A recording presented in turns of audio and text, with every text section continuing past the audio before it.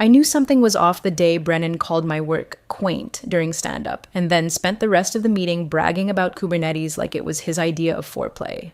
My name's Sarah, and for the last 4 years, I've been the duct tape holding Gridware together.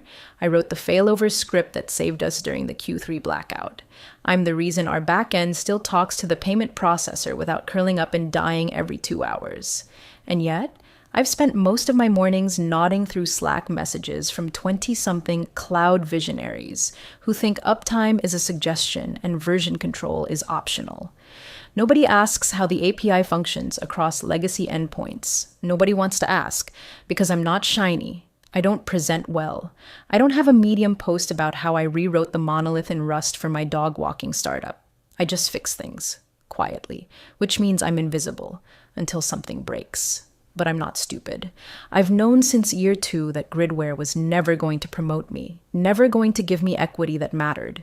They'd rather bring in another polo-shirted messiah to accelerate vision, while I stayed in the basement scraping performance gains off 2012 architecture like a raccoon in a data center.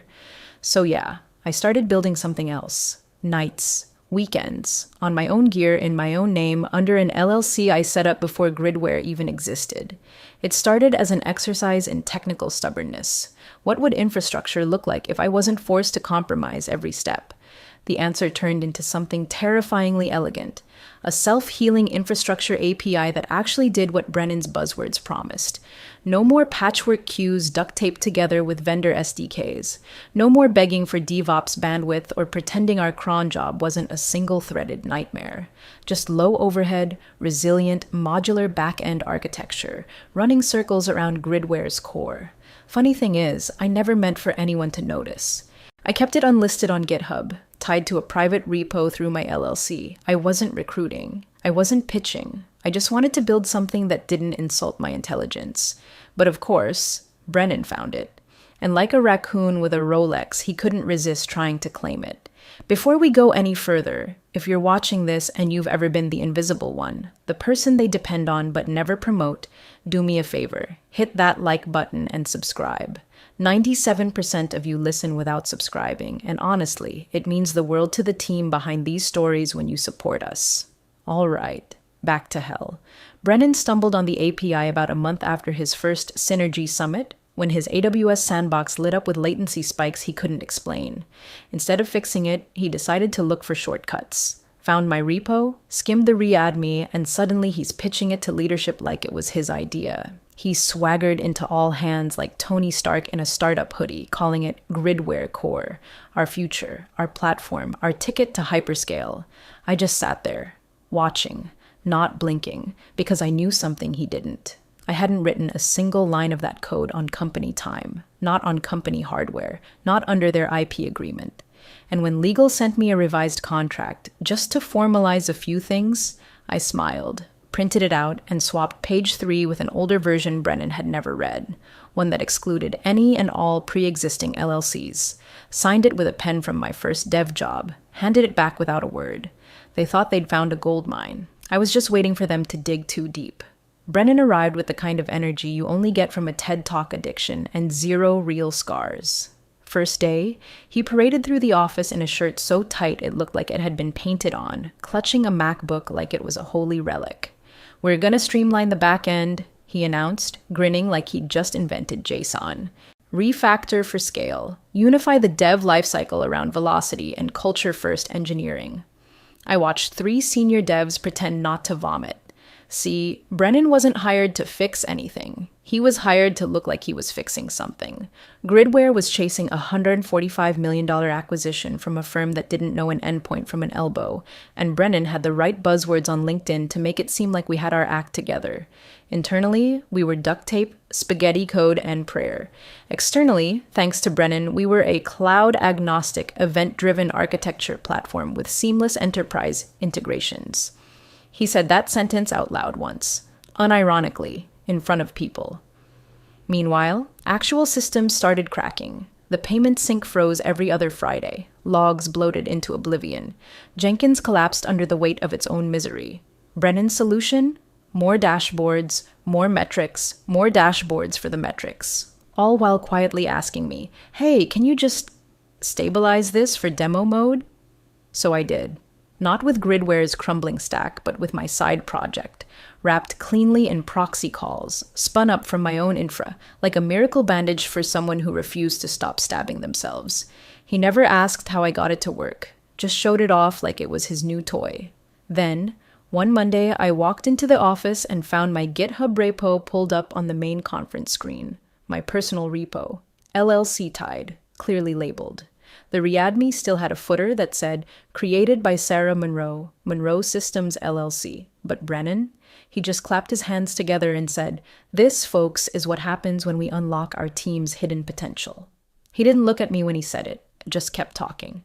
The API structure is brilliant. We're going to productionize this as Gridware core, standardize the stack, integrate across client nodes, and yes, we will be claiming full ownership moving forward. That was the moment the air changed. I felt it in my ribs. Later that afternoon, he swung by my desk, wearing that smug little startup grin like he'd just eaten my lunch and wanted to thank me for the seasoning. Hey, he said, lowering his voice.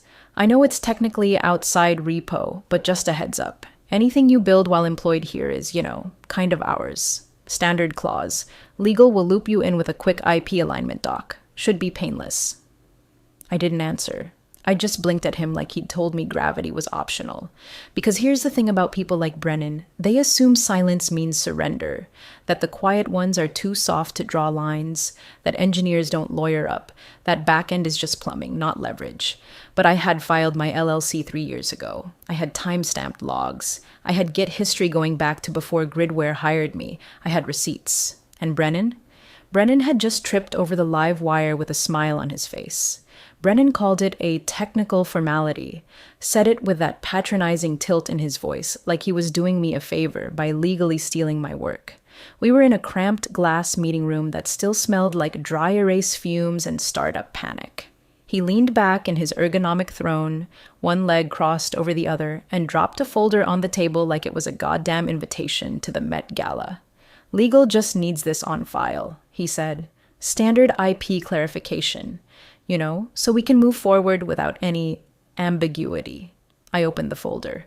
The front page was boilerplate nonsense, headers in all caps, section numbers like landmines, and enough vague language to choke a patent troll. But then I saw the meat of it, a clause they'd slipped in under the radar, anything developed during my employment, regardless of time, location, or equipment, belonged to Gridware. It even mentioned retroactive assignment of rights. Retroactive. Like they could reach back in time and slap a Gridware sticker on my childhood finger paintings. I flipped through the rest, calm as ever, nodded. Got it. I'll review this and get it back to you by end of day. Brennan grinned like I was some obedient little code monkey finally getting in line. Perfect. Appreciate you being a team player, Sarah.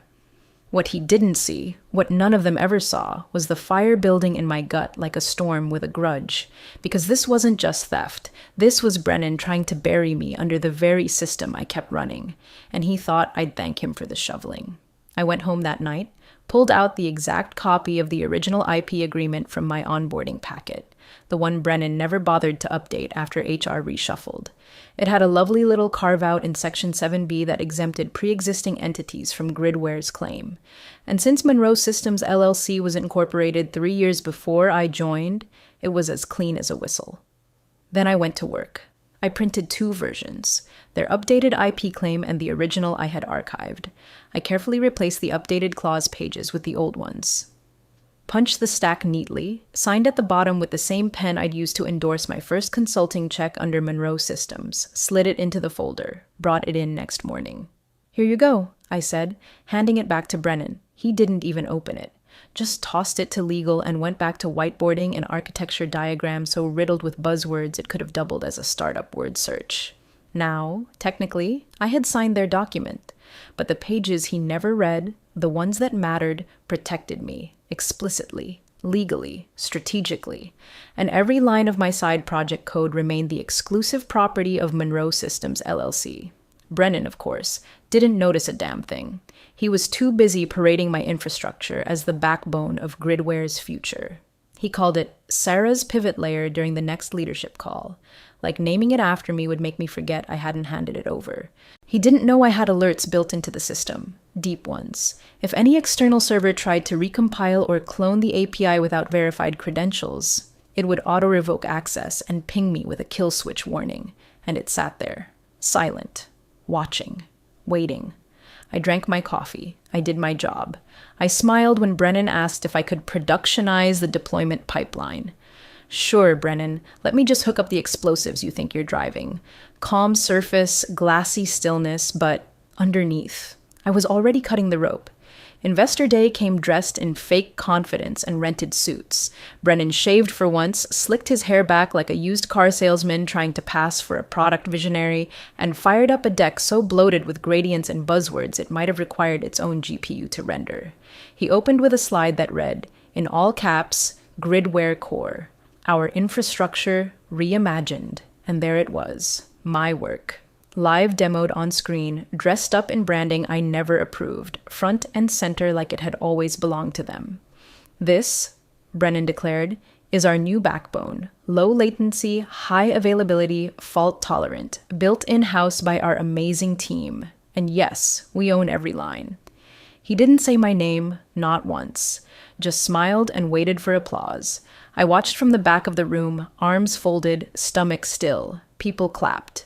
The board nodded like they'd just been shown fire for the first time. The real engineers in the room shot me glances, half guilt, half fear. They knew. They just didn't want to know. Then came the acquisition buzz. 2 weeks later, word leaked that the buyers were circling. Big ones. East Coast private equity firm, fond of technical buyouts and brutal efficiency. They didn't care about logos or slogans. They wanted the code, the stack, the bones. So they sent their due diligence team, a swarm of legal analysts and senior engineers who didn't blink when Brennan tried to distract them with slide decks. They weren't there for flash. They were there to read everything. And that's when Brennan started sweating. They asked for the full license tree for Gridware Core. He handed over the repo, stripped, forked from my public GitHub, sanitized just enough to look internal. But code doesn't lie. Within hours, the due diligence team requested deeper origin logs, metadata, creation dates, and most importantly, the license file. Brennan deflected, talking in loops. It's proprietary now, our internal fork. We've formalized ownership. It's signed. Legal's got it. They nodded. Quiet. Too quiet. One of them, a woman with a dry tone and a notepad full of highlighted clause references, asked to see the original license file from the early repo commits. So Brennan went fishing through the audit logs. Eventually, he found what he thought was harmless, a short text file tucked into the root directory. Unassuming. Clean. Except for one line, center-aligned, not bolded, not loud, just there. License valid only if code remains under exclusive control of Monroe Systems LLC. Transfer of ownership or forced assignment invalidates all usage rights. I had written it 18 months ago. Quiet, precise, and absolutely enforceable. To the untrained eye, it was nothing. But to corporate legal, it was a time bomb. Brennan didn't get it. Not yet. He kept saying, "We own the code," like a man standing in a burning house and arguing with the fire inspector about square footage. Every time someone from legal or engineering raised a question, he buried them in jargon. Look, the code's operational. The system works. We integrated it. That makes it ours. Right? They didn't argue. They just kept asking questions. Calm. Surgical. Because what Brennan didn't understand was that in tech, real tech, it doesn't matter how shiny your pitch is. It matters who built the foundation, who signed it, and who owns it. And while he spun his little performance, the trap was already creaking open beneath his feet. I sat at my desk, watching commit pings come in from their audit bots. They were crawling the infrastructure now, comparing file histories, mapping license headers, tracing dependency chains all the way back to me. And somewhere in a conference room upstairs, Brennan was probably still smiling. Still bragging, still repeating the lie, "We own the code." They asked for documentation on Tuesday. Not suggestions, not a pitch, not another over-designed PDF deck filled with Brennan's buzzword salad and infographics designed to confuse rather than clarify. No, this was a formal, precise, no room for bullshit request from the buyer's legal team. a single-line email sent to our general counsel at 6:02 a.m. EST. Please provide full provenance, license chain, and IP documentation for all production-facing infrastructure code, including gridware core, effective from date of first internal usage. Brennan saw it and smirked like it was homework someone else would finish. Just send them the package, he told legal. The one we prepped last week. It's clean. It wasn't. I knew that, because I'd seen it.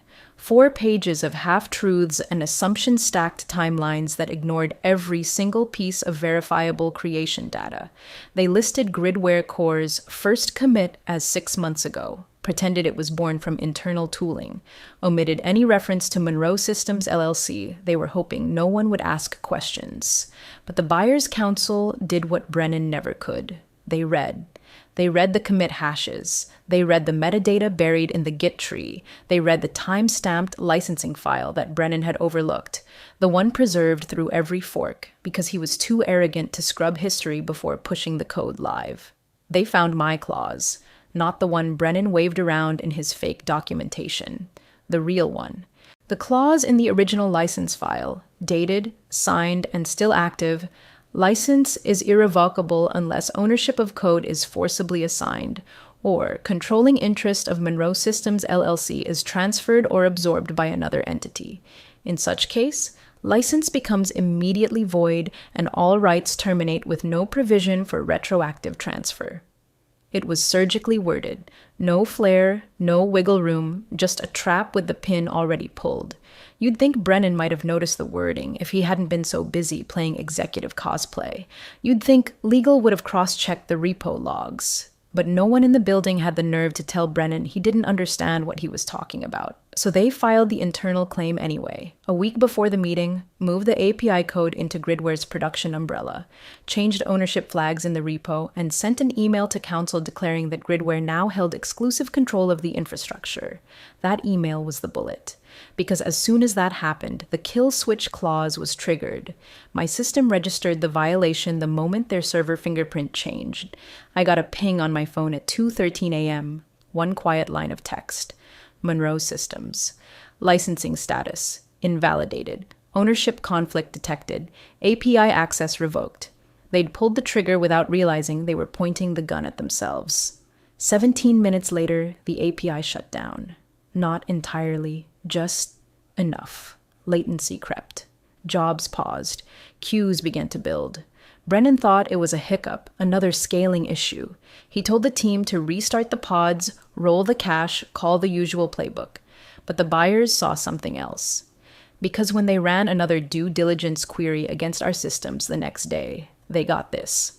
License invalid. Violated clause. Section 9, transfer of ownership. That's when everything stopped. They called for a clarification meeting. Brennan, still in his ivory tower of delusion, told them it was just an ops artifact. An artifact. He said that, out loud, with a straight face, and when they asked him again for the actual licensing trail, he doubled down, said, "It's ours. We use it. It's internal. End of story." He had no idea that I was the story, that every line of that infrastructure was built like a weapon with fingerprint recognition, and his didn't match. I didn't say anything. I just watched the timer run out. Brennan walked into the war room like he was announcing the second coming of Kubernetes. It was 2 days before the acquisition meeting. The office was tense, over-caffeinated, full of people pretending to work while secretly running what-if simulations in their heads. But Brennan? He looked like a man who'd already popped champagne in his mind. "We're good," he said to the CEO. "Everything's locked down, infrastructure's stabilized, legal's on file, Gridware Core is fully absorbed." He said that word, absorbed, like he thought it made him sound strategic. What it actually meant. He'd gone behind everyone's backs and filed an internal IP transfer form through legal, listing Monroe Systems LLC as a defunct partner entity. Defunct. Like I was some forgotten shell company with no teeth. He marked the API code as fully internalized, assigned it to a Gridware business unit, and moved it under their software escrow umbrella. It was all smoke. Legal didn't even verify the ownership, just filed it quietly, probably thinking it was cleanup before the big show. Brennan timed it perfectly. Late Friday afternoon, when nobody wanted to read a clause, just rubber stamp and go home. Except one system did read it. Mine. At 6:07 p.m., my monitoring daemon detected a change in the ownership signature. It wasn't flashy, just a metadata drift, a shift in the registration fingerprint tied to the production keys. But that's all it needed. The kill switch clause in the license didn't care about intent. It cared about change. And the moment that internal transfer filed through Gridware's system, trigger condition met, license invalidated. The API, a distributed lattice of self-healing calls and modular endpoints, went into passive shutdown. Not an explosion, just a soft sigh. Jobs froze, retry queues clogged. Uptime dipped from 4 nines to a number so low it might have qualified for government assistance. For 17 minutes, the infrastructure stopped trusting its own heartbeat. Then it locked the doors. Gridware Core, the shiny prize Brennan had been waving at investors like it was his ticket to legacy, now sat cold and unresponsive. Load balancers screamed. CI/CD pipelines failed their own tests. The fallback logic rerouted traffic to older systems that hadn't been touched in a year. Brennan barked at ops, demanding restarts, patches, cache clears. Nothing worked. That's when my phone buzzed. One notification, no frills, Monroe Systems. API licensing revoked. Reason, unauthorized ownership transfer. System frozen. I was on my porch when it came through, still in my hoodie, sipping stale coffee, watching the last bit of sunlight dissolve behind a power line. When I saw the message, I didn't smile, didn't celebrate, just nodded once, quiet and final. They pulled the trigger. I just built the gun. Back at the office, Brennan had no idea what he'd done. He kept promising investors we were ironclad, even as Slack filled with panic. Just a temp issue, he told the CEO. Ops has it. We're golden. But the truth was already encoded into the API's response. 403 license revoked. No override, no rollback, no fix. Because the second he tried to own me, he lost the one thing Gridware couldn't survive without. And I wasn't going to lift a finger to bring it back. The conference room smelled like glass cleaner and cooked lies. Everyone was overdressed and overconfident, the kind of boardroom energy that comes from too many zeros and not enough reality checks. The CEO sat at the head of the table, teeth white enough to glow in the dark, tapping his fingers in a rhythm that only someone expecting a payday would have. Brennan was seated to his right, chest puffed like he'd just dropped a patent and a TED Talk in the same afternoon. Across the table, the acquisition team looked unimpressed, calm, unreadable. Their lead counsel, a woman named Grayson, opened a thick folder and started distributing printed packets without saying a word. Just page after page, sliding them out like she was dealing cards in a game no one else knew the rules to. I sat quietly in the corner. No nameplate, no introduction. Just engineering support on the invite. No one noticed me. They never do until it's too late. The CEO cleared his throat, smiling like a man already spending his phantom millions.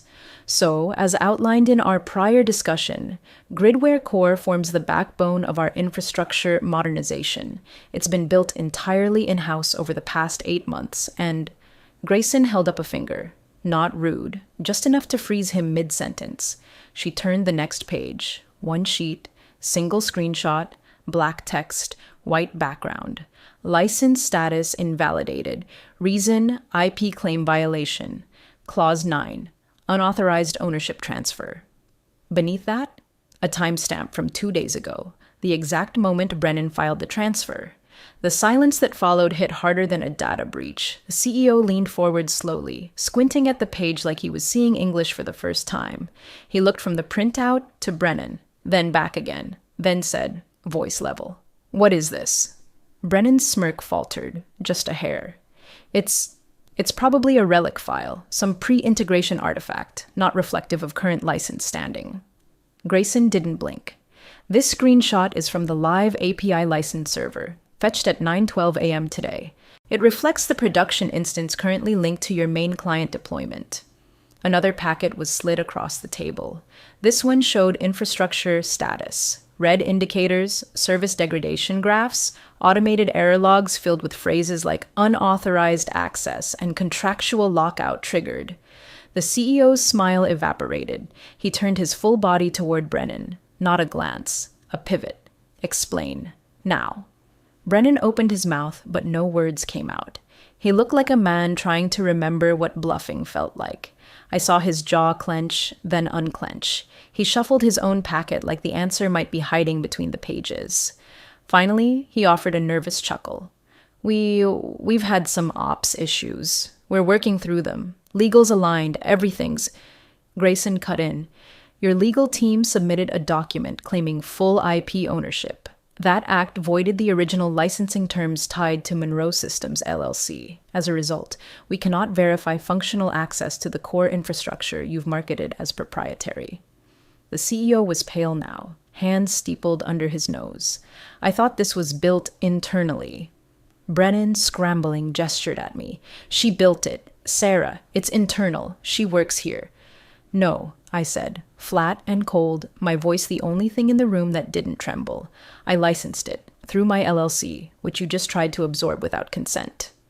The air snapped. No shouting, no slamming hands, just that dead stillness that follows a seismic shift. Grayson leaned back.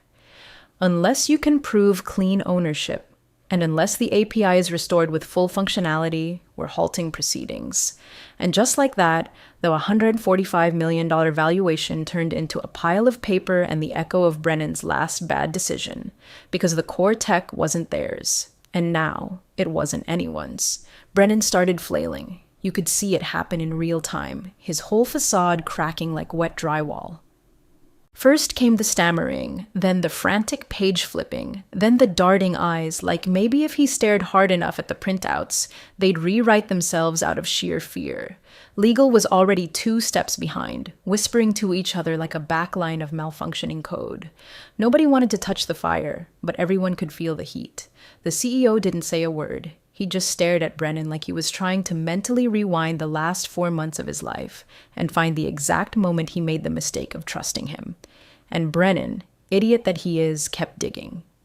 Okay, so maybe the transfer wasn't finalized, he blurted out, sweat blooming at his collar.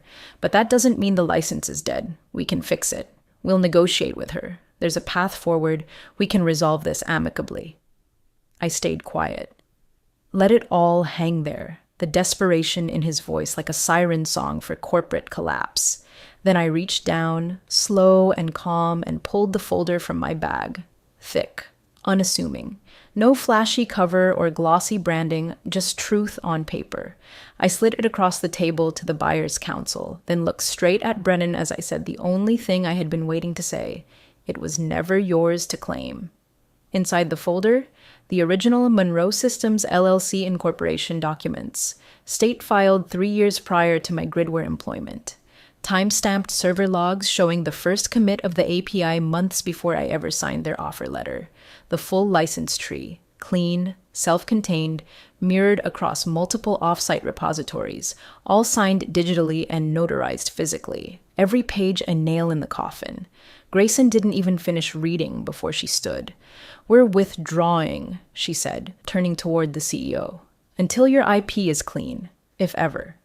There was no room for negotiation in her tone, just finality, and the kind of precision that only comes from someone who's already moved on to the next deal in their head.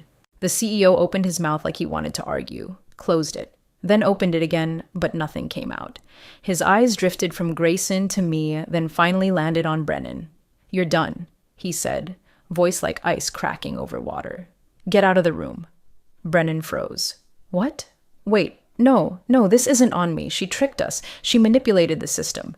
You manipulated the system, I said, standing now, folder still warm from the table.